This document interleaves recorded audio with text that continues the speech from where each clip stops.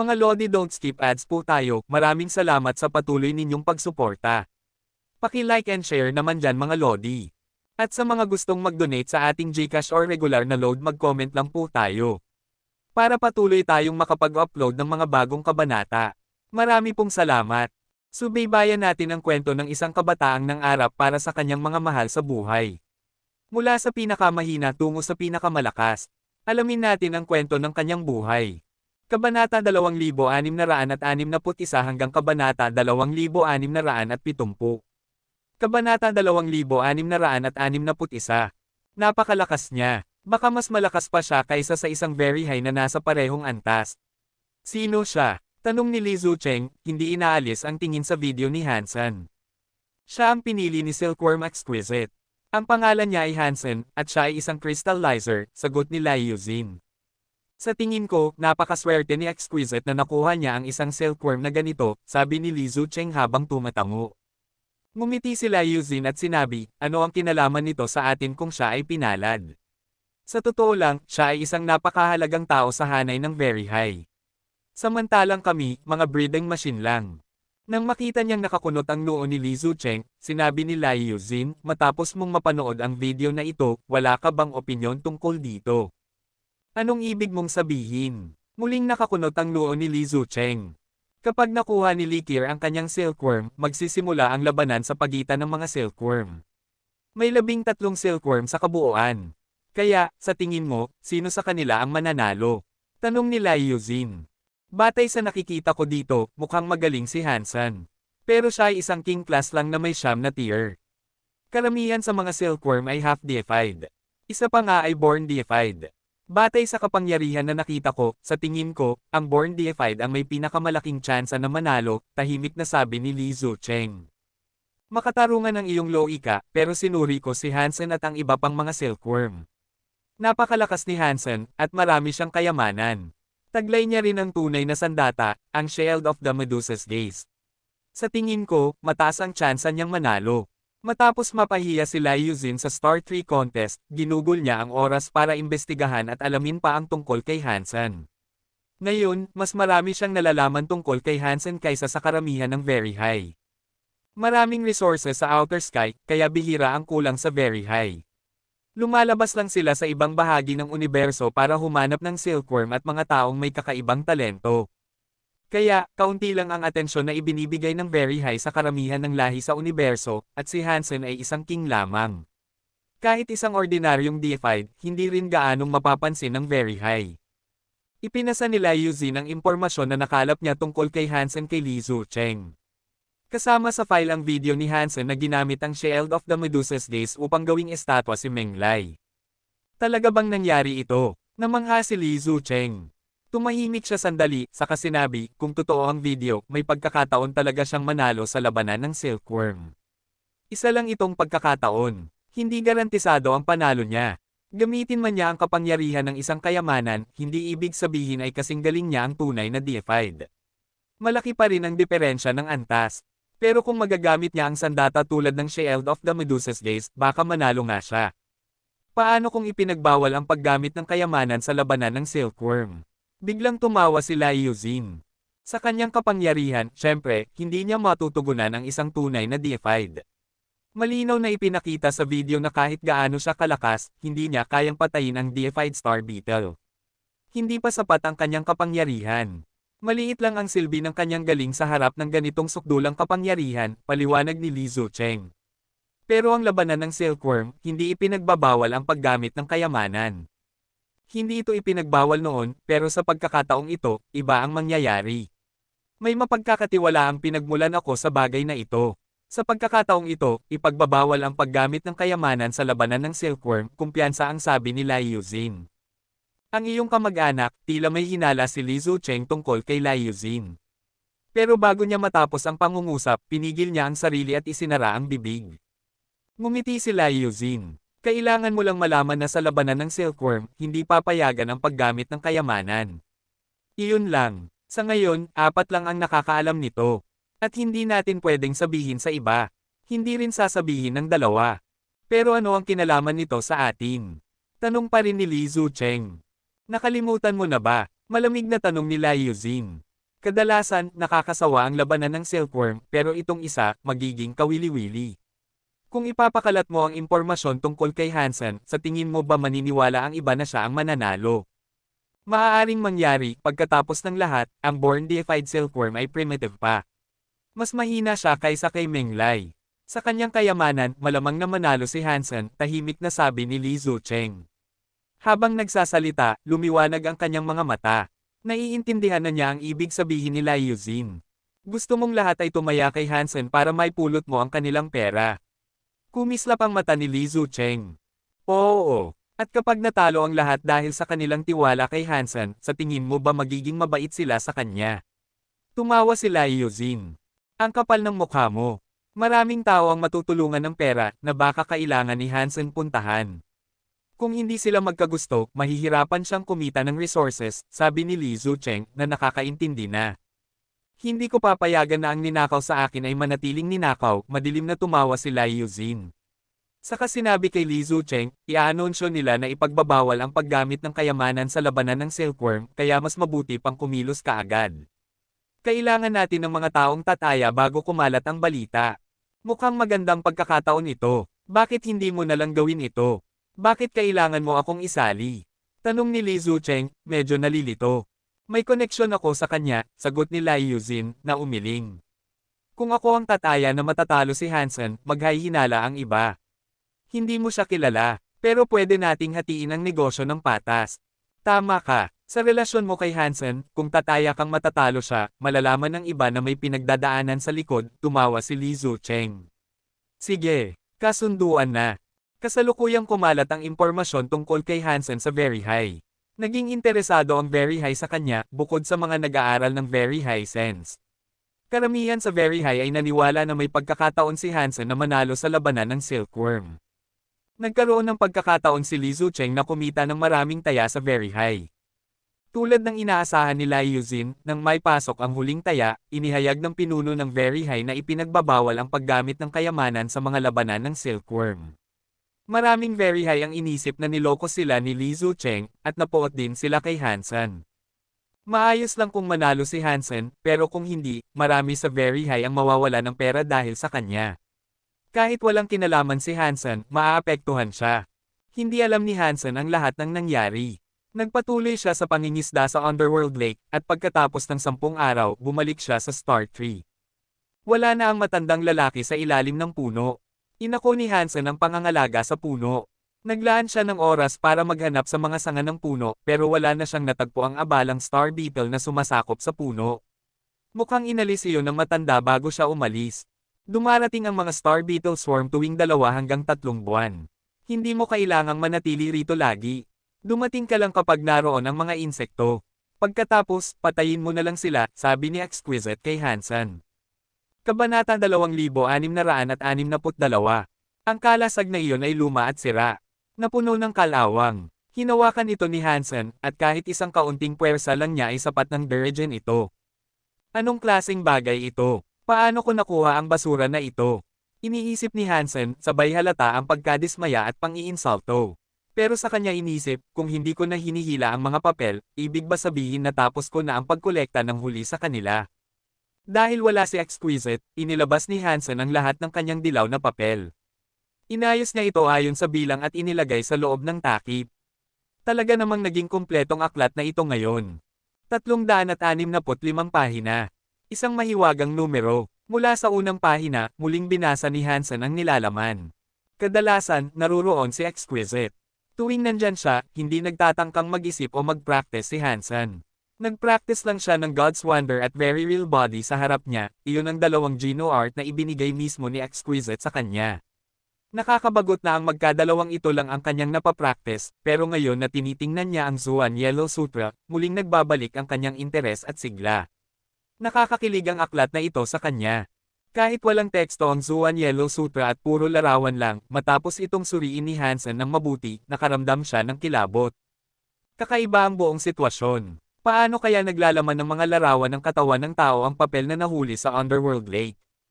Isinasaalang-alang ni Hansen ang posibilidad na ang mga larawan ay hindi tungkol sa tao, kundi sa isang lahi na may katulad na anyo sa tao. Pero matapos suriin ng mabuti ang pulang at asul na linya sa mga larawan, namula ang buong katawan ni Hansen sa kilabot. Ang mga linya sa larawan ay parang Blood Paul Sutra. Hindi lang ito kahawig, kabaligtaran pa. Para itong Blood Paul Sutra, pero baliktad. Hindi alam ni Hansen kung ano ang mangyayari kapag pinractice ang Blood Paul Sutra ng baliktad, pero iyon ang hitsura ng Zuan Yellow Sutra. May nagtangkang lokohin ba ako gamit ang Zuan Yellow Sutra na ito? Nakakunot si Hansen. Wala siyang ideya kung ano ang gagawin niya sa sitwasyong ito. Nahuli niya mula sa Underworld Lake ang isang human Geno art.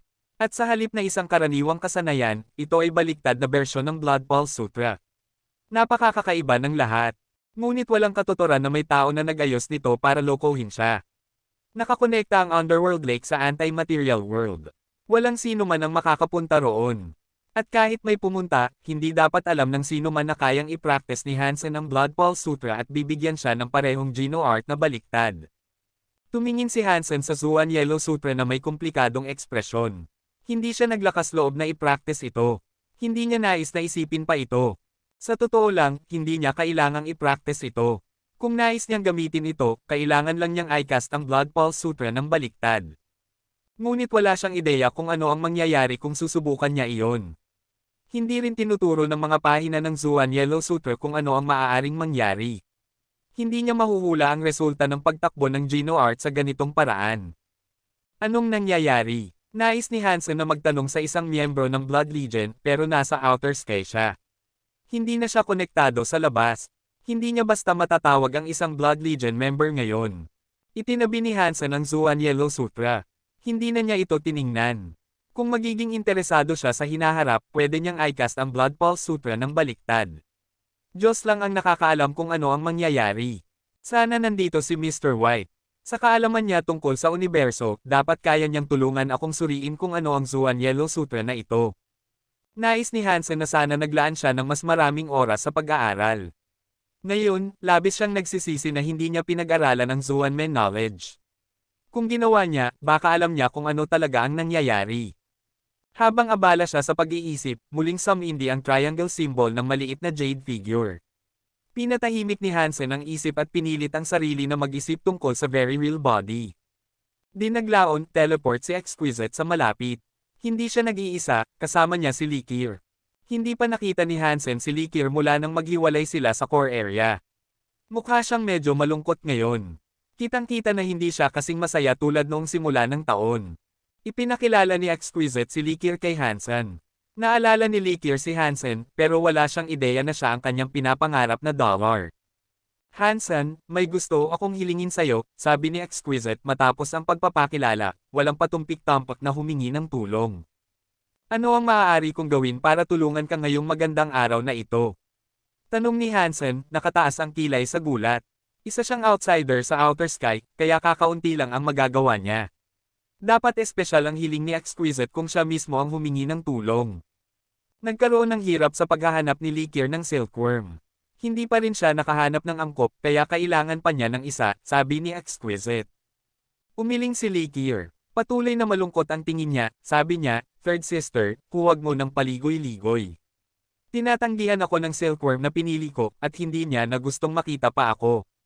Kaya kailangan kong pumili ng bagong silkworm." Maingat na iniiwasan ni Hansen na isipin iyon. Natatakot siyang mapansin ni Exquisite ang kanyang iniisip at mabunggo ang isang nakakaistorbong katotohanan. Alam niya na si Likir ay tungkol kay Dollar, pero mali ang paratang niya. Hindi siya nawala sa core area dahil iniiwasan niya si Likir. Sa katunayan, hindi niya sinadyang itago ang sarili. Simple lang siyang natrap sa outer sky, kung saan hindi pwede pumunta sa core area. Ano ang maitutulong ko sa inyo, kung gayon? Tanong ni Hansen, nakatingin kay Exquisite. Hindi niya alam kung ano ang gusto ni Exquisite mula sa kanya. Sang-ayon na siyang maging silkworm ni Exquisite, kaya hindi niya alam kung ano ang pwede niyang gawin para tulungan si Likir. Malapit na ang deadline, at hindi makakahanap ng magandang silkworm ang kapatid kong babae bago ito. Kaya humihingi ako ng tulong sayo. Kung maipapaniwala mo si Lone Bambo na maging silkworm ng kapatid kong babae, lubos naming pahahalagahan ito, sabi ni Exquisite. Hindi ko talaga magagawa iyon. Kung gusto man ni Lone Bambo, hindi siya pipiliin na pumunta sa bilangguan kaysa maging silkworm. Walang sinasabi ng iba ang makakapagbago sa kanyang isip. Siya ay kanyang sarili, sabi ni Hansen, taas noo at walang magawa. Sinasabi mo ba na kahit sa pagkakaibigan ninyong dalawa, hindi siya makikinig sa'yo? Akala ko ay willing siyang pumunta sa halip mo, sabi ni Exquisite, nakatingin kay Hansen. Pasensya, pero hindi ko talaga pwede tulungan ka rito, winaling ni Hansen. Alam niya kung gaano delikado ang sitwasyon. Kahit may maliit na jade figure, kailangan pa rin niya maging maingat sa lahat ng oras. Mas mahirap kaysa sa pagiging magnanakaw sa loob ng istasyon ng pulis. Kung hindi siya mag-iingat, malulubog si Exquisite sa kanyang isipan. Nasa napakasamang kalagayan na siya, pero ayaw niyang maranasan ni Bambo ang parehong kapalaran. Kung hindi mo mapapaniwala si Lone Bambo, isa na lang ang paraan para matulungan mo kami, tumawa si Exquisite habang nagsasalita kay Hansen. Ano iyon? Tanong ni Hansen, may bahagyang pangamba. Iyon mismo ang iniisip mo. Maging silkworm ka rin ng kapatid kong babae, sabi ni Exquisite, isinakatuparan ang iniisip ni Hansen sa katotohanan. Kabanata 2663. Sa palagay ko tama ka, pero sa tingin ko may problema pa rin sa planong ito, mahinang sabi ni Hansen. Ano bang pwedeng masamang mangyari? Hindi ka ba masaya na makakatanggap ka ng dobleng resources? Nag-isip sandali si Exquisite, saka sinabi, kung magiging silkworm ka ni Likir, makakatanggap ka pa ng mas maraming starfruit. Pero wala na ang elder. Akala ko titigil na ang star tree sa pamimigay ng prutas, sabi ni Hansen. Binibigyan lang kita ng halimbawa. Marami pang resources tulad ng star tree sa daraanan, at makakatanggap ka ng dobleng bahagi, paliwanag ni Exquisite. Sa kanya pinatong ang kamay sa balikat ni Hansen at nag-teleport palayo. Direktang pumunta sila sa altar kung saan pinirmahan ni Hansen ang kontrata kay Exquisite. Nilagdaan ni Hansen ang isa pang kontrata para maging silkworm ni Likir. Dahil nandyan si Exquisite, pinanatili ni Hansen ang isip na walang iniisip. Naghintay siyang maging mag-isa, wala sa abot ng koneksyon ni na Exquisite at Likir, bago muling pag-isipan ang sitwasyon. Napakasalimuot ng kanyang kalagayan. Naisip ko kung kaya ng maliit na jade figure na sumipsip ng dalawang marka. Kung hindi kaya, maihahayag ako, mabilis na inilabas ni Hansen ang maliit na jade figure habang iniisip ang sitwasyon. Inilipat niya ang branding ni Likir sa maliit na jade figure. Sa kabutihang palad, hindi nangyari ang pinakamalaking alalahanin ni Hansen. Matagumpay na naipasa ang marka sa maliit na jade figure. Dahil nagawang sumipsip ng jade figure ang karagdagang marka, mabuti ito sa palagay ko. Maliit na kaibahan lang kung isa o dalawang tao ang nagbabantay sa akin. At kung ibig sabihin nito makakakuha ako ng dobleng resources, saan ang pinsala? Siguro swerte na lang ito. Hindi pa rin makumbinsi ni Hansen ang sarili na mabuti ito. Ramdam niya na may panganib sa sitwasyon, pero hindi niya maipaliwanag kung ano. Madaming sinabi si Exquisite tungkol sa mga gantimpalang makukuha ko. Ano kaya iyon? Sana makuha ko ang ilang deified xenogeneic genes, iniisip ni Hansen. Samantala, nakatayo sina Exquisite at Likir sa isang bulwagan, pinapirma si Hansen para sa silkworm bouts. Iyon ang mga gantimpalang tinutukoy ni Exquisite. Nagbibigay ng maraming resources sa nagwagiang silkworm fights, pero kailangan pagtrabahuhan ng silkworm ang mga ito. Mas mataas ang rango, mas marami ang resources.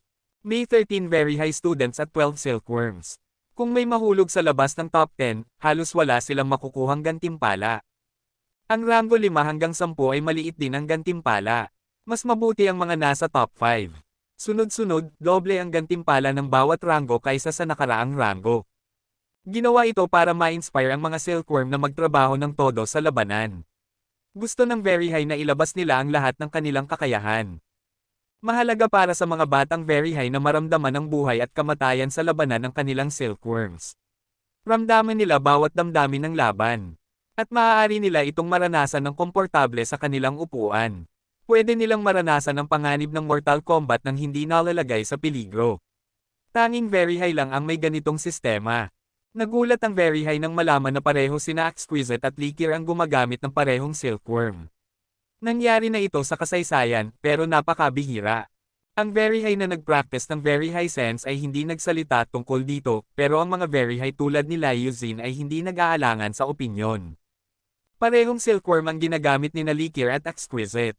Swerte ni Hansen. Muli siyang nakinabang mula sa ating mga tao, malamig na sabi ni Liu Xin. Tumawa si Li Zucheng, hindi magiging maganda para sa kanya ang maging silkworm ng dalawang Very High Masters.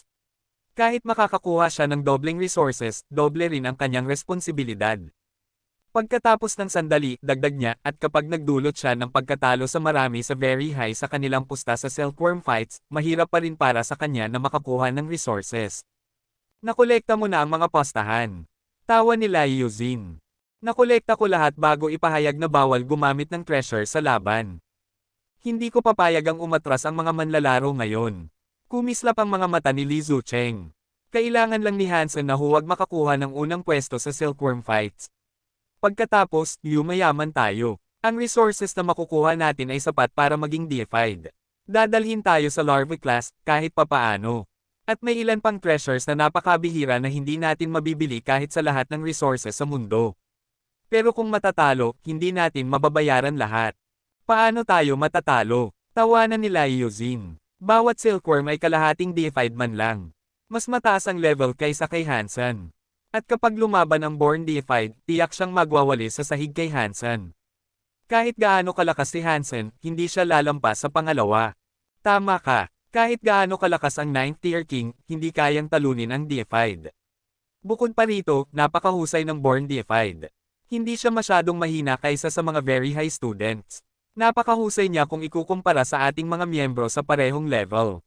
Ang pagwagi sa isang simpleng king ay madali lang sa kanya, sabi ni Li Zucheng nang may kumpiyansa. Tiyak siyang panalo sa postahan. Nang ipaliwanag ni na Exquisite at Likir ang mga gantimpala na tinutukoy nila, umiling si Hansen. Ito ang magandang bagay na pinag-uusapan ninyo. Kailangan kong ipaglaban ang buhay ko doon. At isang tao lang ang pwede kong isali. Bakit magkakaroon ako ng dobleng benepisyo? Pareho kaming nandito para suportahan ka. Hindi ba iyon dobleng benepisyo? Sabi ni Exquisite ng tuwid. Tumingin sina Hansen at Likir kay Exquisite, nagulat. Hindi alam ni Hansen kung nagbibiro lang si Exquisite, pero lalo namang nagulat si Likir sa kanyang nakikitang kilos. Hirap paniwalaan na siya ang parehong Exquisite na kanyang nakilala. Bakit nakatingin kayo sa akin ng ganito? Kung may oras kayo, basahin ang files na ipinadala ko tungkol sa inyong mga kalaban. At tandaan, mas mataas ang rango, mas marami ang resources na matatanggap mo. Kung makakamit mo ang pangalawang pwesto, makakakuha ka ng deified treasure kasama ng iba pang resources, sabi ni Exquisite ng kalmado. Paano kung maging numero 1? Tanong ni Hansen habang tinitingnan ang impormasyon. May born deified na sasali sa laban. Malamang siya ang makakakuha ng unang pwesto. Kailangan mo lang gawin ang lahat para maging pangalawa, sabi ni Exquisite na bahagyang nakayuko. May born deified na sasali. At hindi ko pwedeng gamitin ang treasures.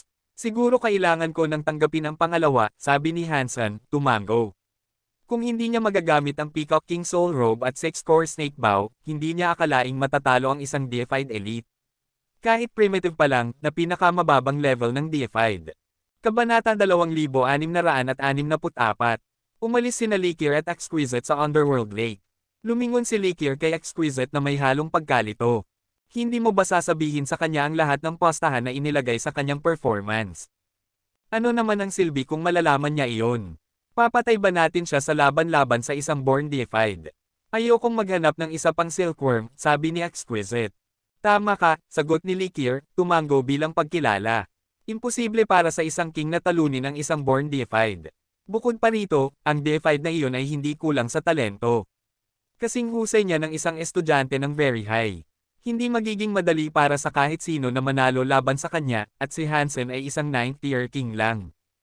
Huminga si Likir at nagpatuloy, ang mga taong naglagay ng malaking postahan kay Hansen, na naniwala na makakamit niya ang unang pwesto, ay matatalo at mawawala ang kanilang itinaya.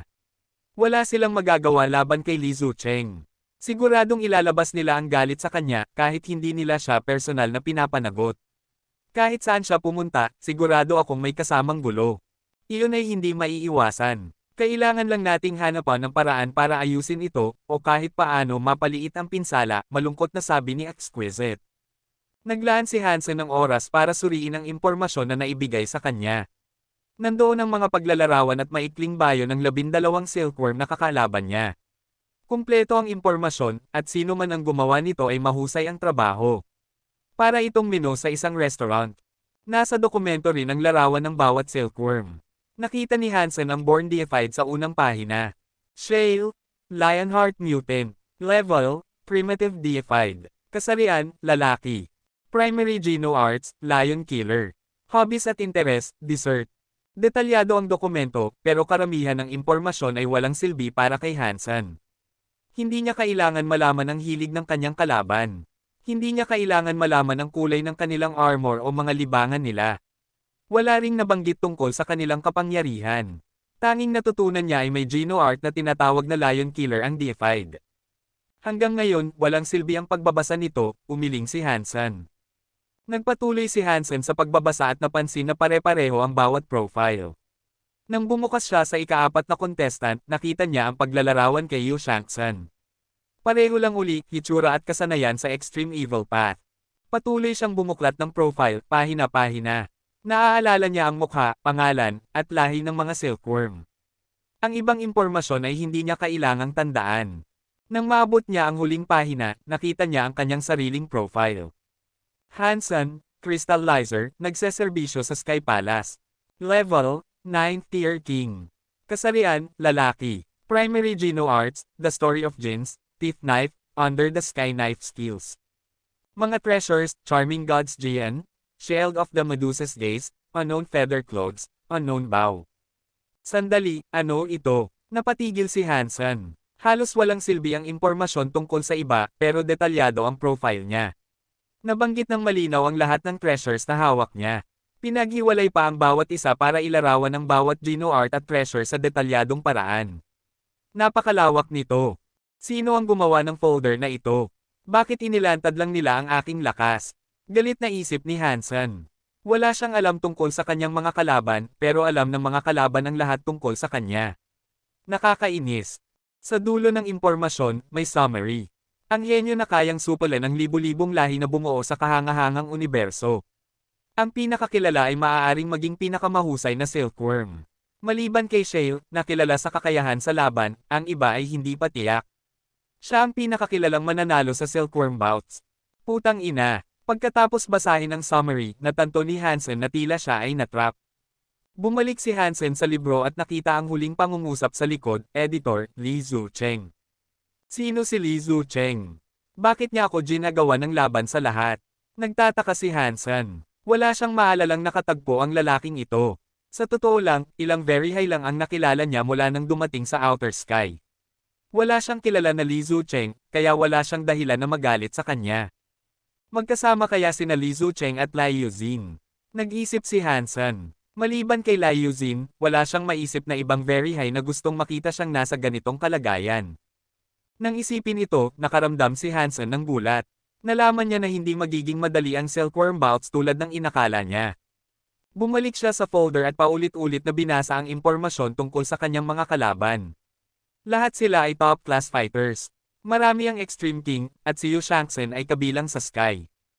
Tungkol kay Shale, na Lionheart, ito ay namumuhay sa isang nameless race. Isa lang ang half-deified sa kanyang lahi. Anak ng half-deified ang Shale, pero nagkaroon ng gene mutation ng ipanganak.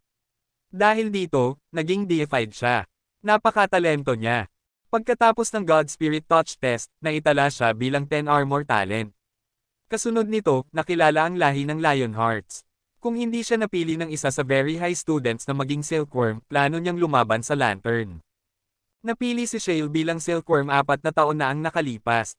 Matagal na siyang nag-practice sa Outer Sky, at napakatalento niya. Sa lahat ng oras na iyon ng practice at refinement, madaling isipin kung gaano kakilabot siya bilang kalaban. Kung pwede akong gumamit ng treasures, tiyak na matatalo ko si Shale at makakamit ang unang pwesto. Kung hindi, mabibigo ako na talunin siya, at marahil pati na rin ang ibang silkworms. Bukod sa iba, kakailanganin kong labanan si Yu Shangsan. Mahirap siyang kalabanan, iniisip ni Hansen. Sa likod ng folder, may listahan ng lahat ng gantimpala mula sa iba't ibang rango. Nang makita ni Hansen ang reward sa unang pwesto, nagulat siya. Ano ang deified treasure set? Nagtataka si Hansen at nagpatuloy sa pagbasa. Matapos basahin, naisip niya lang, tigas ng mayaman.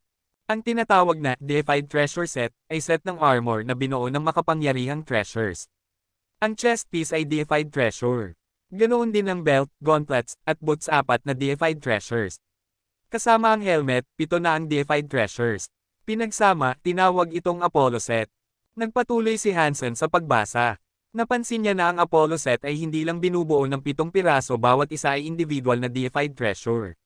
Lahat ay primitive class. Kung gagamitin niya ang lahat ng sabay-sabay, magagamit niya ang special substance chains. Magdadala ito sa transmutation level. Ang pangalawang pwesto ay makakakuha ng isang deified treasure. May iba pang resources, pero wala ng deified. Malaki ang agwat sa prestige ng rewards ng pangalawa at una. Kasama sa folder ang larawan ng Apollo set. Ang buong set ay kumikislap na pilak tulad ng pinakinis na salamin. Mukhang badass at misteryoso. Nagbibigay ng aura ng karangalan. Binasa ni Hansen ang paglalarawan ng Apollo set at natukso siya. Kung hindi deified ang user, hindi ma-activate ang kapangyarihan ng Apollo set. Pero kung sabay-sabay gamitin ng maraming tao, pwede nitong i-activate ang Apollo's wings, ang substance chains. May primitive power ito, at kayang kontrolin ng isang king. Kabanata 2665. Tinawag ng Extreme King ang kanilang sarili na number 1 race, pero kung ikukumpara sa very high, parang mga pagong lang sila. Napakaliit ng kanilang lipunan sa paghahambing. Kung kaya kung talunin ang outer sky, sa sandaling naisip ni Hansen ito, agad niya itong itinaboy sa isip. Alam niya na hindi niya dapat paglaruan ng ganoong klase ng pag-iisip. Hindi niya pwedeng isipin ang ganitong delikadong bagay habang nandyan. Kung malalaman ni Likir at Exquisite ang iniisip niya para sa hinaharap, hindi ito magtatapos ng maayos para sa kanya. Paulit-ulit na iniisip ni Hansen ang sitwasyon. Sa huli, nag-isip siya, talagang gusto ko ang Apollo set. Siguro kaya kong harapin ang ibang silkworms. Kaya ko ang mga laban na iyon, pero si Shale, talagang hindi ko alam kung paano ko siya matatalo. Hindi ko pwedeng gamitin ang Beast Souls, at hindi ko pwedeng gamitin ang Super God Spirit Body, kasi kilala na nila ako bilang Hansen. Paano ko matatalo ang isang born deified? Matagal niyang pinag-isipan ito, pero hindi niya mahanap ang solusyon. Wala siyang gaanong kaalaman tungkol kay Shale. Ayon sa impormasyong naibigay sa kanya, kaunti lang ang alam tungkol sa lalaki. Nang bumalik sina Exquisite at Likir, tinanong niya kung mayroon pa silang dagdag na impormasyon tungkol sa natitirang 11 silkworms. Handa na pala ito ni Exquisite para sa kanya. Iniabot niya ang mga dokumento na pinaghandaan nila ni Likir sa nakalipas na ilang araw. By the way, sino ba si Li Zucheng? Nakasakit ba ako sa kanya sa kahit anong paraan? Tanong ni Hansen, tinuturo ang unang folder. Ipinakita niya sa kanila ang likod at ang pangalan ng editor na nakasulat doon. Konektado siya kay Liu Xin, inamin ni Exquisite matapos mag-atubili ng kaunti. Hindi mabasa ni Hansen ang isip ni Exquisite pero napaka-obserbanting tao siya. Halata na kakaiba ang reaksyon ni Exquisite. Alam niya na may nakatago sa linya ng mga salita. May ginawa ba si Liu Xin? Tanong ni Hansen. Nanatiling tahimik si Exquisite, pero sinabi ni Likir, sa tingin ko, dapat malaman ni Hansen. Mas mabuti iyon. Dapat alam niya para makapaghanda sa posibleng epekto. Ano ba ang nangyayari? Muling nakasimangot si Hansen. Ipinaliwanag ni Exquisite ang mga postahan na ginawa ng Very High kay Li Zucheng. At saka, sinabi niya, sa totoo lang, kaunti lang ang kinalaman nito sa iyo. Isa lang itong malaking grupo ng mga tao na niloko ni Li Zucheng para sa maraming resources at treasures. Pero baka hindi nila ito palampasin ng madali. Ngumiti si Hansen at tanong, gusto ba talaga ng Very High na manga rolling? Yung mga nag-aaral ng Very High Sense, wala silang interes sa postahan. Pero ang ibang sanga ng aming lipunan, sa tingin ko masyadong ligtas ang outer sky. Yung Very High sa kabilang sanga ay hindi alam kung ano ang pakiramdam ng labanan para sa buhay sa harap ng panganib at kamatayan. Masyado silang pinagkakalooban ng mga bagay, kaya hindi nila pinapahalagahan ang meron sila. Umiling at huminga si Likir. Kung mapapatalo natin sila ng maraming resources at treasures, magagalit ba sila sa akin? Tanong ni Hansen. Hindi ka nila hahanapin, pero masasabi ko na hindi rin sila magiging masaya sa iyo. Ginamit ka lang ni Li Zucheng para makuha ang mga resources at treasures na iyon, paliwanag ni Exquisite. Baka hindi naman sila maloko. Kung tutulungan ko silang manalo ng maraming resources at treasures, baka mas gusto nilang tulungan ako sa hinaharap. Sagot ni Hansen na may madilim na tawa. Siyempre, kontrolado nila ang maraming resources ng outer sky. Mahirap iwasan ang pakikisalamuha sa kanila, pero kung gusto kanila, mas madali ang lahat para sa iyo. Pagkatapos noon, tumingin si Likir kay Hansen na nagulat. Ano ang balak mong gawin? Simple lang, di ba? Para ayusin lahat ng ito, kailangan ko lang makuha ang unang pwesto sa Silkworm Fights, growl ni Hansen. Tama ka, maaayos nito, pero, si Shale ang hindi malalampasang hamon. Nakakatakot ang kanyang talento, walang duda dyan. Sa loob ng 4 na taon niya rito, natutunan niya ang maraming Geno Arts. Kasama na ang God's Wonder. Kaya niyang gamitin ang space teleportation. Kung gusto mong labanan siya, sa tingin ko, wala kang may hahagis sa kanya na makakabigo, paliwanag ni Likir. Kung hindi ko pa sinubukan, paano mo masasabi agad na hindi ko siya matatalo? Kalmado at composed na sagot ni Hansen. Tahimik niyang binuksan ang bagong dokumento at sinimulang aralin. Tumanginan sina Likir at Exquisite. Ramdam nila ang kumpiyansang nagtulak kay Hansen sa mataas na antas na madalas niyang marating. Tila handa na siyang talunin si Shale. Pero hindi nila maintindihan kung saan nanggaling ang ganitong tiwala. Third sister, hindi ba kakaiba ito? Bakit ramdam natin ang kanyang kumpiyansa, pero hindi kung saan ito nanggagaling? Maliban kung siya ay isang bulag na kumpiyansang damo, dapat ramdam natin kung ano ang nasa loob niya na nagbibigay sa kanya ng lakas para harapin ang hamon, sabi ni Likir kay Exquisite matapos umalis si Hansen. Hindi niya iniisip na si Hansen ay isang damo. Napakalakas ng kanyang mental control. Kaya niyang kontrolin ang kanyang mga iniisip. Bukod sa direktang emosyon, halos imposibleng malaman kung ano ang iniisip niya, paliwanag ni Exquisite. Ang pinakamahirap kontrolin ay ang sariling isip.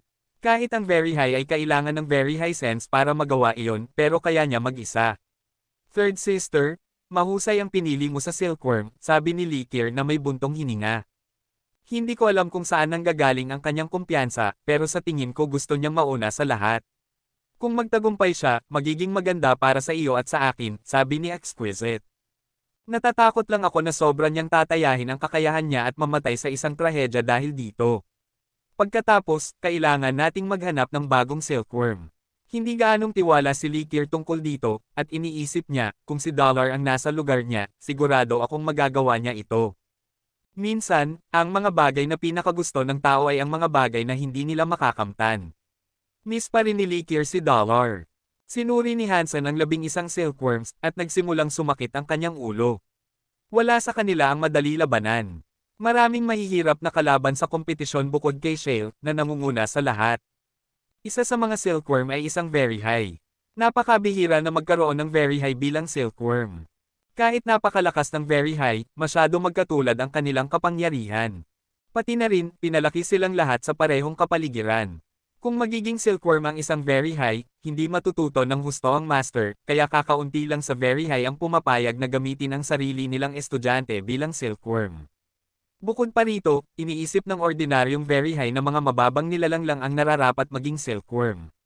Ayaw nilang sirain ang reputasyon nila sa pagiging silkworm, kaya bihira itong makita sa very high. Isang very high half-deified. Ibig sabihin mas malakas siya kaysa kay Exquisite, di ba?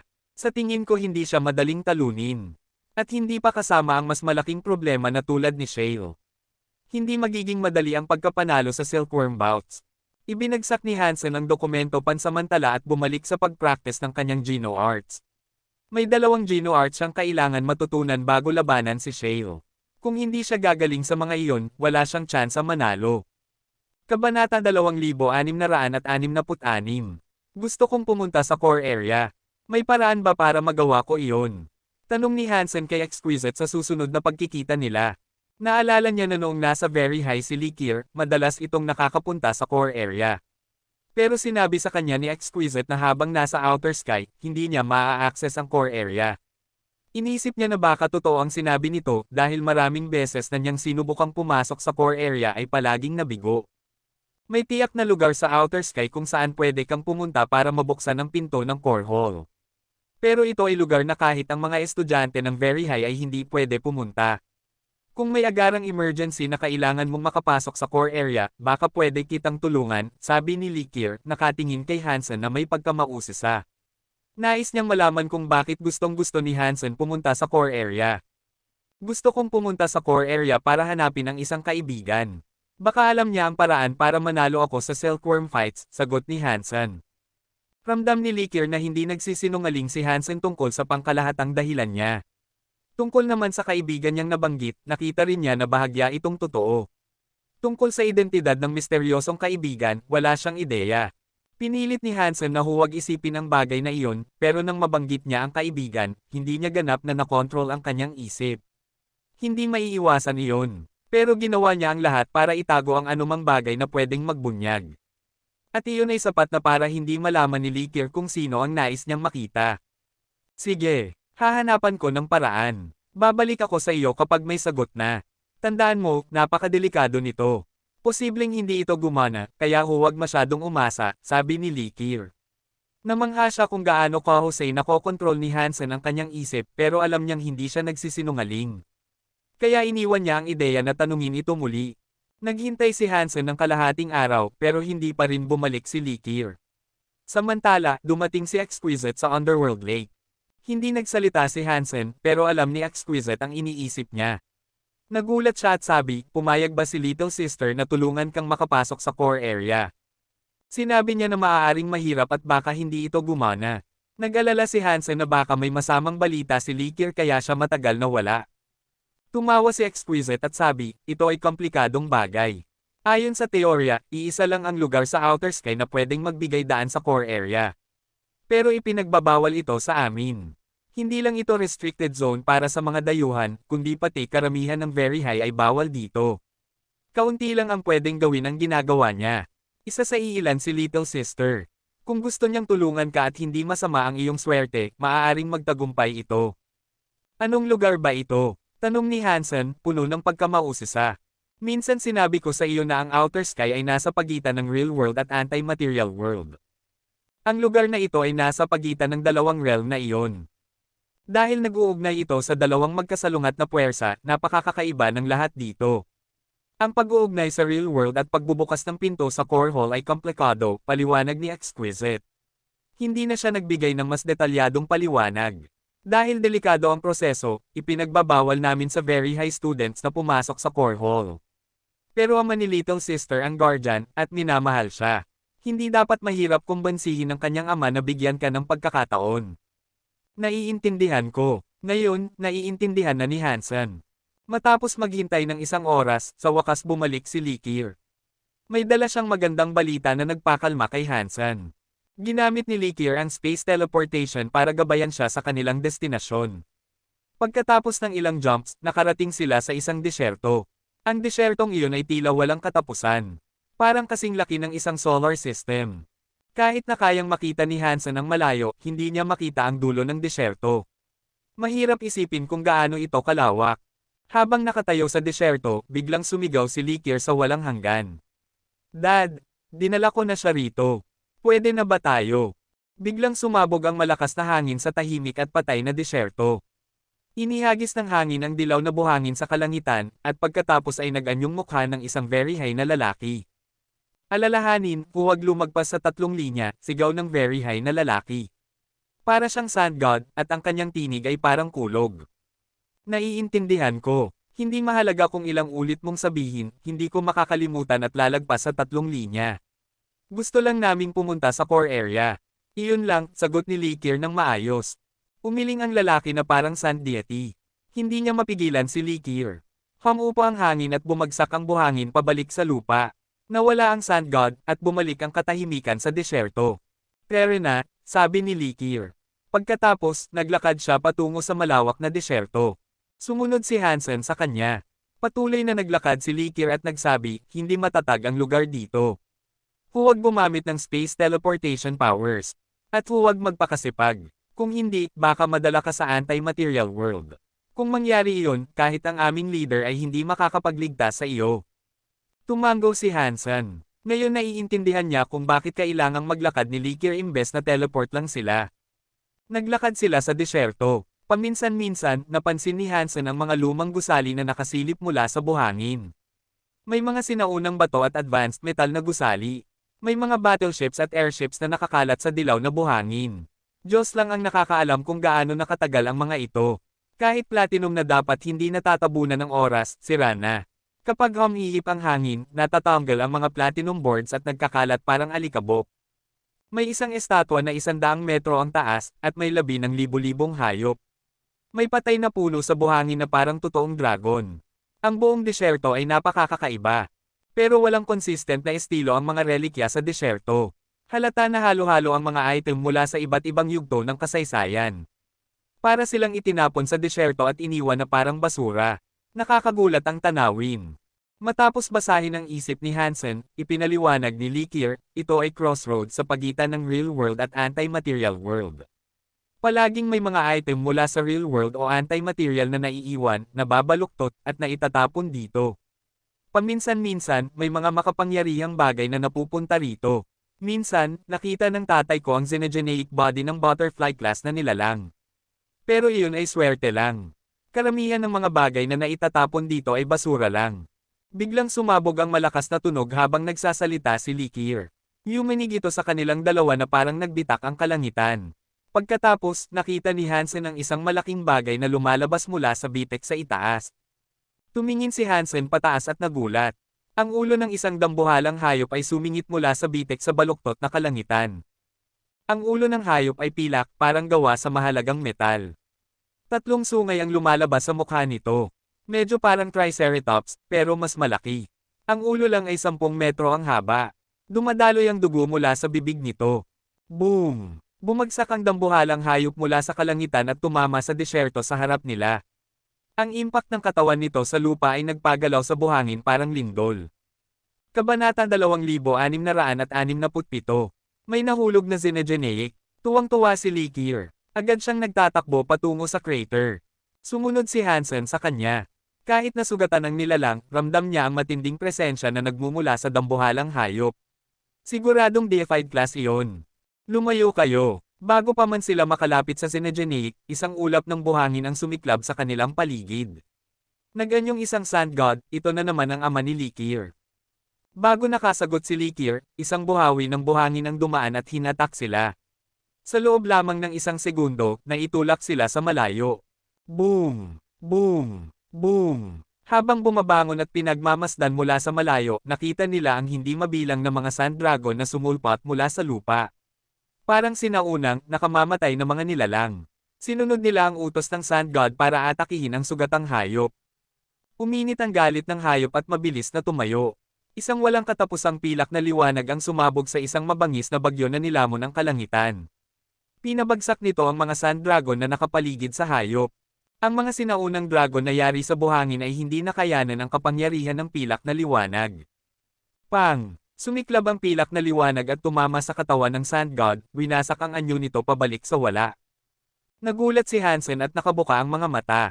Napakapalad na naitulak sila palayo sa nilalang. Kung hindi, sapat na ang natitirang kapangyarihan nito para sirain sila. Nagulat si Likir sa tanawin. Kung hindi dumating ang kanyang ama sa tamang oras para pigilan silang lumapit sa dambuhalang hayop, patay na sila agad-agad.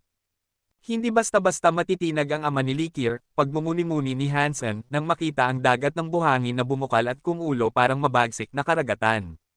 Ang mga fountain ng buhangin ay sumabog sa paligid, at isang haligi ng buhangin ang tumama sa kalangitan at bumagsak pabalik, na bumuo ng hugis ng isang sand god.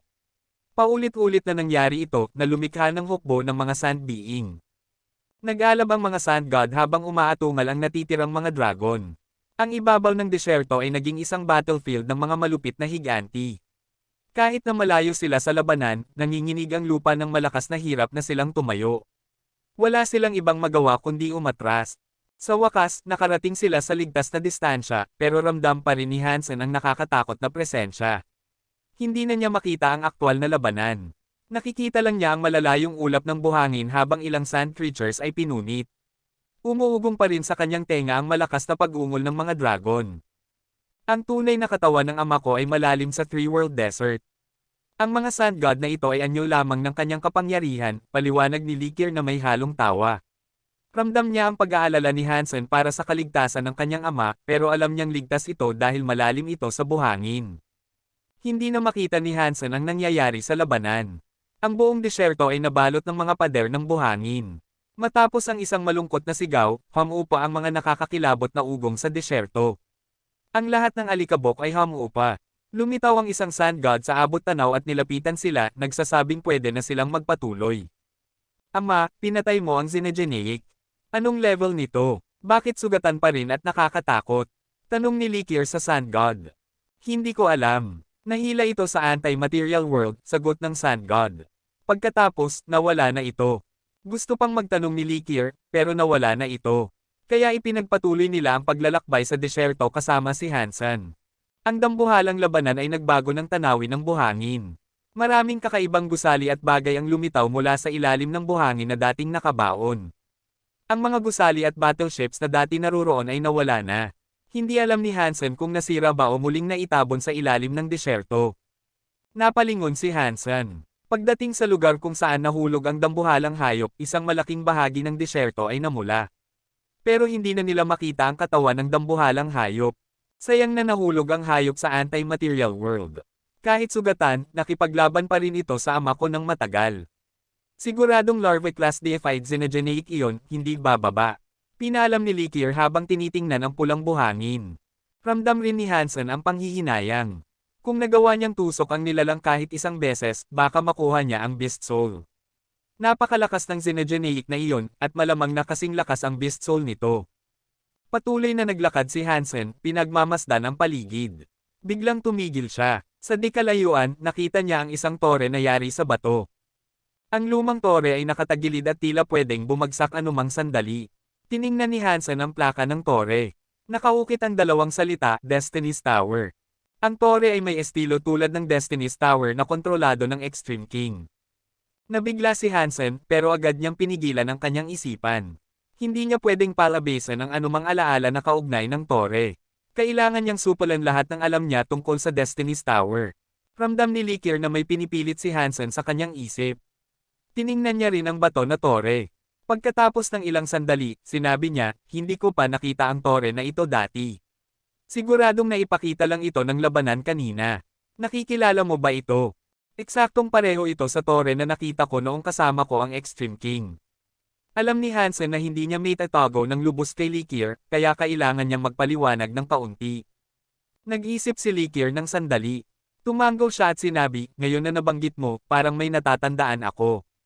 Nang bumisita ako sa Extreme King, nakita ko rin ang isang tore na ganito. Terra, dapat nating suriin ito, mungkahi ni Likir.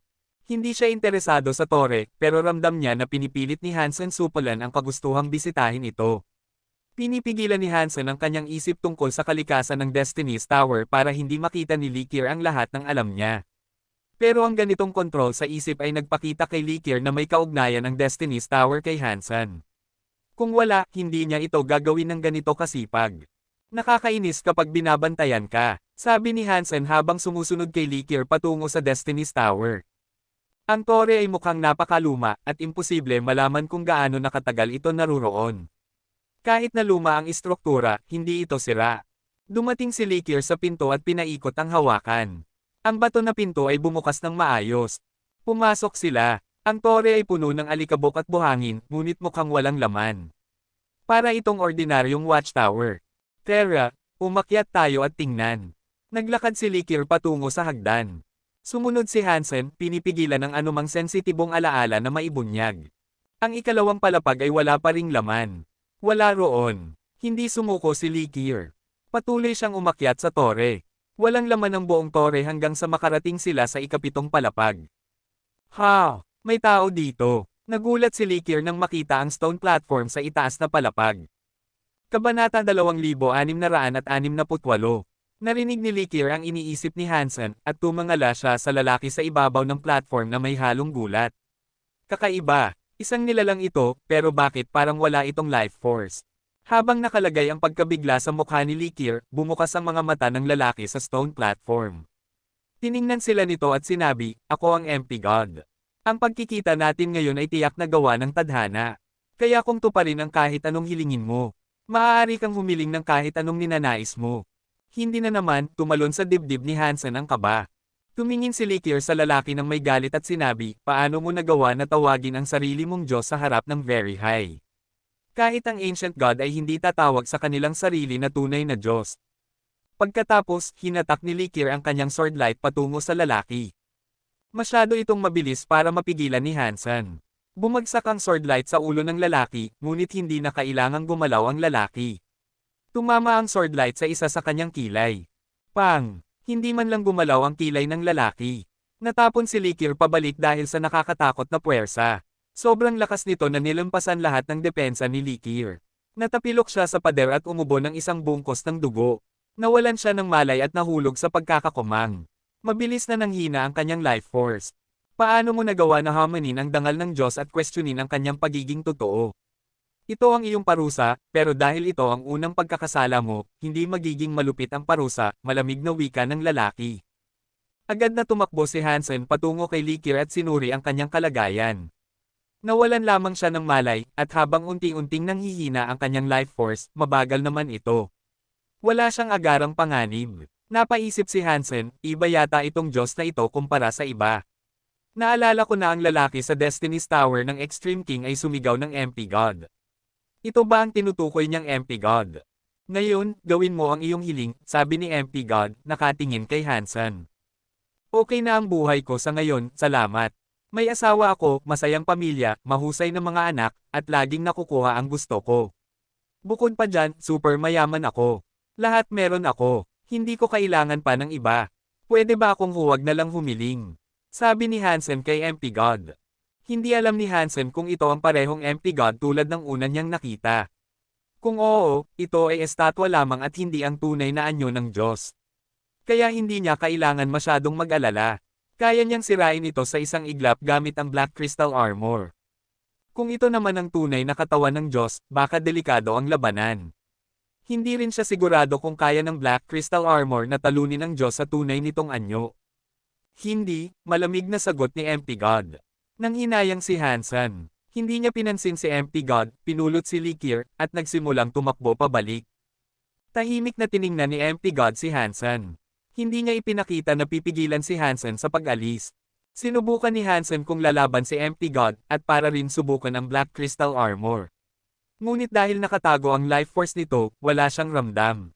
Hindi rin hinarang ni MP God si Hansen. Hawak pa rin si Likir, bumaba si Hansen ng palapag-palapag hanggang sa makarating sa unang palapag ng Destiny's Tower. Ngunit nang makarating sa unang palapag, namutla si Hansen. Dapat may pinto sa unang palapag, pero wala roon. Mayroon lamang isa pang hagdan na bato na patuloy na bumababa sa tore. Naabot ko na ang ilalim. Bakit may hagdan pa pababa? Naalala ko ba ng tama? O ito na pala ang ikalawang palapag? Mabilis na pinawi ni Hansen ang ideya. Ang Destiny's Tower ay may 7 palapag lamang at sa kanyang pambihirang memorya, hindi siya nagkamali. Ipinahawak ni Hansen ang kamay sa pinto, pero pader lang ang naruroon. Hindi optical na ilusyon. Tunay ngang walang pinto. Pang! Binalak ni Hansen na suntukin ang stone wall. Kahit bundok ay masisira ng isa niyang suntok. Ngunit hindi umindek ang stone wall, at walang kahit isang gasgas sa ibabaw nito. Nakabalangkas si Hansen. Alam niya na walang makakamtan sa lakas lamang. Tiningnan niya ang hagdan, at nagpatuloy sa pagbaba. Pagdating sa susunod na palapag, napansin niya ang isa pang stone platform. Naroon muli ang parehong lalaki, ang tinawag ang sarili niyang MP God. Eksakto tulad ng ikapitong palapag. Gawin mo ang iyong hiling, sabi ni MP God, walang ekspresyon sa mukha, nakatingin kay Hansen. Niyakap ni Hansen si Likir at patuloy na bumaba sa hagdan. Patuloy niyang natagpuan ang mas maraming hagdan. Patuloy siyang bumaba ng 7 flights, ngunit hindi makita ang unang palapag at ang pinto. Laging mas marami pang hagdan ang lumilitaw. Pagkalipas ng ilang sandali sa pagbaba, napagtanto ni Hansen na palaging bumabalik siya sa ikapitong palapag. Naroon muli si MP God. May kinalaman ba ito sa space power? Pinagdugtong ba ang ikapitong at unang palapag para gumawa ng kakaibang Mobius strip? Kung oo, kahit gaano ako maglakad, hindi ko makikita ang labasan. Paulit-ulit lang ako sa parehong ruta. Sinubukan ni Hansen ang teleportation pero walang epekto. Kahit saan siya mag-teleport, palaging bumabalik sa loob ng tore, sa iba't ibang lokasyon. Gawin mo ang iyong hiling. Tuwing nakikita ni Hansen si MP God, inuulit lang niya ang parehong pahayag. Ngunit ang ekspresyon nito ay tila nagpapahiwatig na wala ng ibang pagpipilian si Hansen, balang araw, kailangan niyang humiling. Alam ni Hansen na kung hihiling siya, kukunin ng mga Diyos ang bahagi ng kanyang lifespan.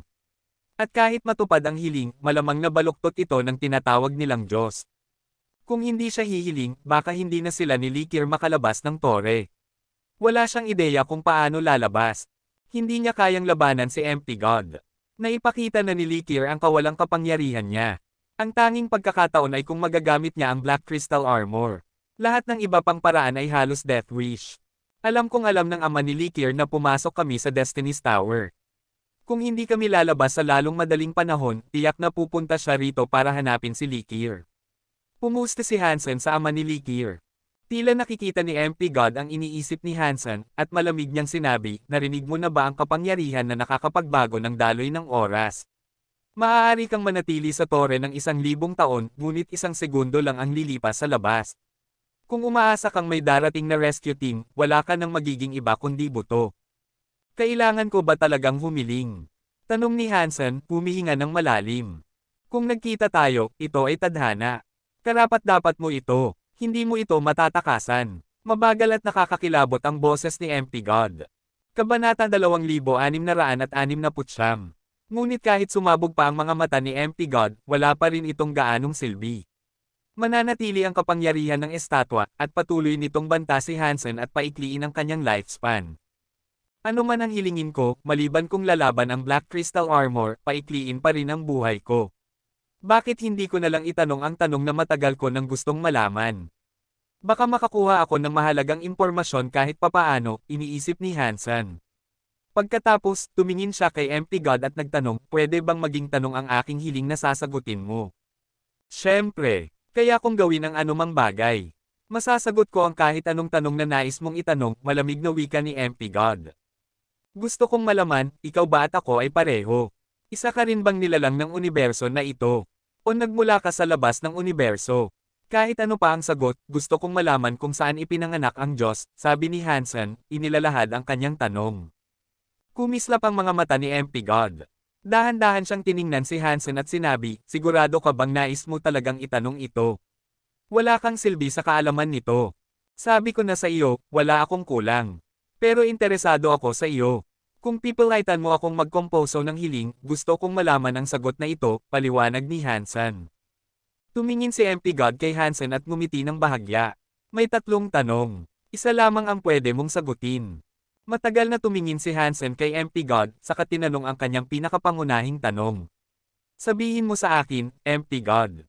Isa ka bang nilalang ng universo? Matagal nang pinaghihinalaan ni Hansen na nagmula sa Geno Hall ang Diyos. Kahit ang makapangyarihang nilalang tulad ng Ancient Water God ay napatay ng isang suntok lamang nang subukang pumasok sa Geno Hall.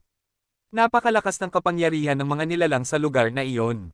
Bukod sa mga tinatawag ang kanilang sarili na Diyos, wala nang iba pang nilalang na nagtataglay ng ganoong kapangyarihan. Ngunit kung itanong ni Hansen sa Diyos kung saan siya ipinanganak, pwede lamang siyang bigyan ng pangalan na hindi niya makikilala. Kung hindi niya pa narinig ang lugar, hindi niya malalaman kung ito ay nasa universo o hindi. Kaya't pinili ni Hansen ang pinakamadaling tanong, kailangan niyang kumpirmahin kung ang Diyos ay isang nilalang mula sa Geno Universe. Ito ang ugat ng lahat ng tanong na gusto niyang itanong sa hinaharap. Mahalaga ito. Hindi nagatubili si MP God. Sumagot agad siya, hindi. Ako ang Diyos. Nagmula ako sa God place. Nang marinig ni Hansen ang sagot, tumango siya. Ang paraan ng pagsagot ni MP God ay napakamalabo.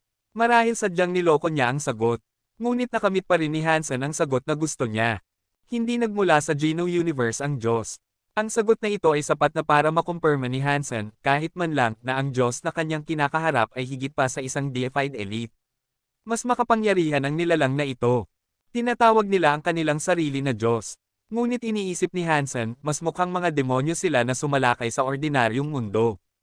Matagal nang nakikipaglaban sina Hanjinji at Blood Legion sa mga nakakatakot na nilalang tulad nito. Ang kanilang pagsisikap ay hindi masukat ng normal na tao. Nang matanggap ni Hansen ang sagot, naramdaman niyang unti-unting humihina ang kanyang kapangyarihan. Mabilis na naubos ang kanyang lakas, at tila hila siya patungo kay MP God. Naranasan na ito ni Hansen dati, at alam niyang ito ay pagbawas ng lifespan. Ngunit sa pagkakataong ito, mas mabilis ang pagbawas kaysa sa una niyang hiling. Kitang-kita niyang parang avalanche ang pagkawala ng kanyang buhay. Tumingin si MP God kay Hansen ng malamig. Isang kakaibang liwanag ang sumiklab sa paligid ng estatwa na nagpapakita ng parehong Diyos na anyo at di makabuo na anyo. Sandaling nakalipas, nawala sa katawan ni Hansen ang 1 siglo ng lifespan. Pakiramdam niya ay pagod at nanghina. Ngunit hindi tumigil ang pagbawas. Ngayon, mas mabilis pa siyang nawawala ng taon. Handa si Hansen na isakripisyo ang kanyang lifespan, kaya hindi niya iniinda ang ilang taon. Pagkatapos ng lahat, hindi madaling makuha ang mga lihim mismo mula sa bibig ng Diyos. Dahil sa nakaraang God Doll, nadagdagan na ang lifespan ni Hansen. Kaya pwede niyang tanggapin ang ganitong uri ng pagkawala. Ngunit sa sumunod na sandali, kumilos ang Black Crystal Armor sa loob ng kanyang Sea of Soul. Habang patuloy na nawawala ang mga taon, sumabog ang misteryosong enerhiya ng Black Crystal Armor. Kumalat ang kapangyarihang iyon sa katawan ni Hansen. Nagbigay ang Black Crystal Armor ng kakaibang pakiramdam kay Hansen. Para bang may presensya ng isang nilalang na pumapalibot sa kanya. Pamilyar na pamilyar si Hansen sa presensyang ito. Pinag-isipan niya ito, at naalala niya kung saan niya naranasan dati. Ito rin ang presensya na naramdaman niya nang sumabog ang Black Crystal Armor sa estatwa ng nakaraang Diyos. Wala nang oras para mag-isip si Hansen. Nagningning ang Black Crystal Armor ng kakaibang liwanag ng Diyos. Lumipad ito mula sa Sea of Soul at tinamaan si Empty God na nakaupo pa rin sa stone platform. Hindi napansin ni Empty God ang posibilidad ng ganitong atake. Hindi rin niya naisip na may kapangyarihan na pwedeng makasakit sa kanya. Kaya hindi siya naging maingat. Pang! Ganoon muli ang nangyari. Sa matinding lakas ng suntok ng Crystal Armor, nagwasak ang katawan ni Empty God. Isang napakalaking alon ng life force ang lumabas mula sa nagkakalas na estatwa. Lifespan dagdag 1, lifespan dagdag 1. Paulit-ulit ang anunsyo ng pagtaas ng lifespan. Pumasok ang bagong kapangyarihan sa katawan ni Hansen, pinapalawig ang kanyang potensyal na buhay. Sa parehong sandali na nawasak ang God Doll, sa isang hall sa loob ng Empty Realm, nagliyab ang mga mata ni Empty God ng matinding galit. At sinabi niya, Sky Armor Power, Sky Armor God, ayos lang ng God Doll ang winasak mo, paano mo nagawang wasakin ang aking God Doll? Hindi pa ito tapos. Wala pang ideya si Hansen, ngunit dahil sa mga pangyayaring ito, nagsimula siyang makipaglaban sa pagitan ng dalawang Diyos. Bumalik ang Black Crystal Armor sa Sea of Soul ni Hansen. Nadagdagan ng higit sa 1,000 taon ang kanyang lifespan. Siyempre, kung gusto mong yumaman ng biglaan, mukhang makatuwiran ring pumatay ng Diyos, natuwa si Hansen sa resulta. Buong katawan niya ay puno ng nakakatakot na presensya. Hindi nag-atubiling manatili si Hansen sa Destiny's Tower. Pinulot niya si Likir at nagpatuloy pababa sa hagdan. Pagdating sa unang palapag, naruroon na ang pinto na magdadala sa kanila palabas. Wala nang hagdan na paulit-ulit na nagtatago sa kanila sa loob. Anong nangyari? Mahinang tanong ni Likir na ngayon lamang nagising mula sa pagkakakumang. Hindi ko rin talaga alam. Medyo kakaiba ang matanda, di ba? Nang hampasin mo siya, nataman ka sa pader at nawalan ka ng malay. Pero ang lalaki ay nagwasak at naging bante ng durog na bato, paliwanag ni Hansen, nagsisinungaling kay Likir na may tuwid na mukha. Paano nangyari iyon? Pinagmamasdan ni Likir si Hansen ng may pagdududa. Hindi siya naniniwala sa kwento, ngunit hindi rin niya matiyak mula sa iniisip ni Hansen kung nagsisinungaling ba siya. Bumalik siya sa tore, at sa itaas na palapag, nakita niya ang bante ng durog na bato, eksakto tulad ng sinabi ni Hansen. Kabanata 2670. Pagkatapos nilang marating ang isang oasis, sinabi ni Likir kay Hansen, mas matatag ang dimensional space dito, kaya pwede mong buksan ang pinto ng core area mula rito. Hindi ka malulunod sa anti-material world. Nagpasalamat si Hansen kay Likir, saka sinubukang buksan ang kanyang core door. Ngayon, bumukas ito gaya ng dati. Pumasok si Hansen muli sa core area. Gusto ni Hansen na pumunta sa core area dahil, kapag pumasok siya, malayo siya kay Likir at Exquisite. Hindi nila mararamdaman ang kanyang iniisip, at pwede niyang sanayin ang kanyang mga lihim na Geno Arts ng pribado at ligtas. Hindi siya maipapasubaybayan. Hindi naglakas loob si Hansen na sanayin ang kanyang tunay na Geno Arts sa Outer Sky. Kung ginawa niya iyon, malalaman ni Likir at Exquisite ang mga lihim ng kanyang 4 na Sacred Geno Arts. Mapapahirap lamang nito ang kanyang buhay, sa palagay niya. Kaya sa buong pananatili niya sa Outer Sky, ginugol ni Hansen ang oras sa pagsasanay ng mga Geno Arts na ibinigay sa kanya ni Exquisite. Sa kanyang pribadong roster ng Geno Arts, iisa lamang ang kanyang sinanay, The Story of Genes. Alam na ng Rebate at Sky Palace ang tungkol dito, at kung alam nila, alam na rin ng Very High. Wala nang silbi ang pagtatago. At hindi rin mahalaga kung nakita ng dalawang babae ng Very High ang The Story of Genes. Maliban kay Hansen, wala nang ibang makakakilala nito. Ngunit sa sandaling nasa core area na siya, pwede niyang sanayin ang iba pang Geno Arts. Ngunit hindi iyon lamang ang dahilan kung bakit siya pumunta. Gusto niyang sanayin ang Heart Connection. Kung hindi niya magagamit ang Beast Soul sa darating na Silkworm battles, iyon marahil ang kanyang tanging pag-atake na makakagawa ng pinsala sa kanyang deified na kaaway, si Shale. Bukod dito, gusto rin ni Hansen na makipagkita kina Gu Qingcheng at Elysian Moon. Gusto niyang gumawa sila ng isang bagay para sa kanya. Sa kabutihang palad, nagsasanay na sina Gu Qingcheng at Elysian Moon sa core area at hindi sila kalayuan. Agad na nakipag-ugnayan si Hansen sa kanila at inayos ang isang pagpupulong. Kamusta ang pakiramdam na alagang hayop ng mga magagandang babae sa Very High? Pang-aasar ni Elysian Moon kay Hansen na may ngiti. Masama, parang hubad ako 24/7. Wala akong privacy, malungkot na inamin ni Hansen. Bilog ka sa amin agad. May nangyari ba? Napansin ni Elysian Moon na may mali. May Gino art ako, pero hindi ko sigurado kung ano ang nagagawa nito. Hindi ko pwedeng iwan ang Very High, at delikado kung susubukan ko ito mag-isa. Kaya gusto kong dalhin ninyo ito sa isang tao. Titingnan niya kung may silbi ito, sabi ni Hansen. Ipinasa niya ang Zuan Yellow Sutra kay Gu Qingcheng. Sino ang ibibigay natin nito? Tanong ni Gu Qingcheng habang tinatanggap ang Zuan Yellow Sutra. May isang lalaki na tinatawag na Mr. White sa Extreme King. May paraan akong makontak siya, pero sa kasalukuyan kong sitwasyon at hindi magandang relasyon sa Extreme King, maaaring maging mahirap makipagkita sa kanya. Kaya mag-ingat kayo. Kapag nakontak na ninyo siya, siguraduhing ligtas kayo. At siguraduhin ding sundin ang sasabihin ni Mr. White, paliwanag ni Hansen kay Gu Qingcheng. Ipinaliwanag niya kung paano makontak ang Mr. White. Gusto lamang ni Hansen malaman kung ano ang mangyayari kapag na-activate ang Zuan Yellow Sutra. Kung walang magiging problema, pwede na niya itong gamitin ng libre. Hindi na rin niya kailangan pang sanayin ito. Kailangan lang niyang isagawa ang Blood Pulse Sutra sa reverse dahil iyon ang itinuro ng Zuan Yellow Sutra. Matapos umalis sina Gu Qingcheng at Elysian Moon, nakahanap si Hansen ng tahimik na lugar sa core area upang sanayin ang heart connection. Kung gusto niyang labis na masaktan si Shale, marahil kailangan niya ang kasanayang iyon. Nariyan din ang Break 6 Skies. May kaunting karanasan si Hansen sa teknik na ito. Napakalakas ng Break 6 Skies, pero area of effect skill ito. Kaya hindi gaanong nakatuon ang kapangyarihan kumpara sa heart connection. Ngunit isa pa rin ito sa pinakamakapangyarihang Gino arts ni Hansen. Hindi naging maayos ang pagpunta ng dalawang babae. Naghintay si Hansen ng 4 na araw bago bumalik sina Elysian Moon at Gu Qingcheng sa core area. Ipinasa ko ang mga bagay kay Mr. White. Sinabi niya na kailangan niya ng oras para magsiyasat. Pwede mong asahan ang sagot sa loob ng 2 linggo, sabi ni Gu Qingcheng. 2 linggo. Hindi maiwasang umiling si Hansen. 3 araw na lang bago magsimula ang silkworm bouts. Kung tatagal ng 2 linggo bago makuha ang sagot, hindi niya magagamit ang Gino art sa laban. Pero hindi rin niya balak gamitin ang Blood Pulse Sutra sa darating na laban, kaya hindi siya masyadong nadismaya. Tinanong ni Hansen si Gu Qingcheng tungkol sa Planet Eclipse at ang sitwasyon sa Sky Palace. Pagkatapos, nagpatuloy siya sa pagsasanay ng Gino art sa loob ng ilang araw. Nang matapos ang oras, umalis siya sa core area. Bakit natagalan kayong bumalik? Tanong ni Exquisite kay Hansen na nagpakita ng ginhawa. Kulang na lang ang 1 araw bago magsimula ang silkworm fights. Kung hindi nakabalik si Hansen sa oras, mapapahamak siya. Hindi agad dumating ang kaibigan ko sa core area. Kinailangan kong maghintay ng ilang araw bago namin siya naabutan, paliwanag ni Hansen. Anong nangyari? Tanong ni Lee Kier. Sayang ang oras. Wala siyang sapat na panahon para malaman ng anuman, sagot ni Hansen, may ipinakitang paghihirap na ekspresyon.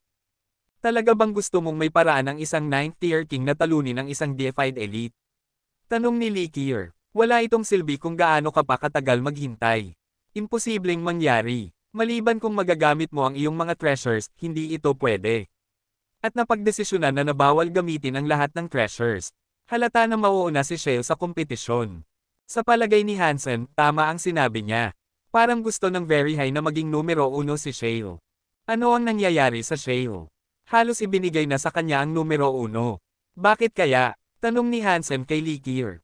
Malapit na ang oras. Kailangan nating pumunta sa valley at sumali sa silkworm bout. Pag-usapan na lang natin habang naglalakad, sabi ni Lee Kier, saka mabilis na umalis sa oasis. Habang naglalakbay sa buhangin, ipinaliwanag ni Lee Kier ang sitwasyon kay Hansen. Dahil ipinanganak na deified si Shale at may 10 armor talent, maaaring maging tunay na Diyos siya, kung sapat ang resources at kaunting swerte. Ang pinakamahalaga ay ang Very High na lalaki na pumirma ng kontrata kay Shale. Mahalaga rin siya, mukhang gustong palakasin siya ng Very High. Gusto nilang maging sapat ang kakayahan niya para labanan at buksan ang Gino Hall. Kaya kahit ang silkworm niya ay mabibigyan ng pinakamahusay na pag-aalaga para mapataas ang tsansa ng very high na lalaki. Gusto rin ba ng very high na makapasok sa Geno Hall? Ano ang nasa loob ng Geno Hall? Tanong ni Hansen na puno ng kuryosidad. Hindi ko alam. Isang ating ninuno ang pumasok sa Geno Hall at nagdala ng ilang impormasyon tungkol sa lugar pero napakamalabo ng ibinigay niyang impormasyon. Parang may humihingi ng tulong sa atin at sa tingin ko, iyon ang dahilan ng mensahe, paliwanag ni Likir. Akala ko kapag nakapasok ka sa Geno Hall, magiging Diyos ka. Bakit may humihingi ng tulong mula sa loob? Tanong ni Hansen, naguguluhan. Yan ang gusto naming alamin, pero wala pa kaming sagot, wika ni Likir.